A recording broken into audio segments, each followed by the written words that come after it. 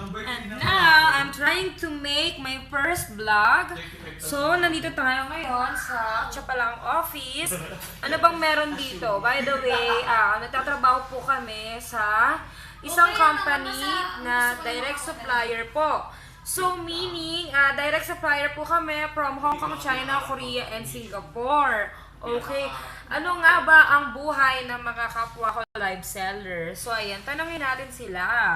Hi, live seller of the Philippines! Kaway-kaway naman dyan, mga chong! Di wow, wala akong makakaway sa kanilang dalawa. Ayan, kalabitin natin sila mga sis. Mga sis talaga. So, ganyan. Ayan, ang buhay ng live seller. Kakausapin mo sila, pero lutang po sila. So, ganyan. Yung isa umaatak. Yung isa nagchat-chat.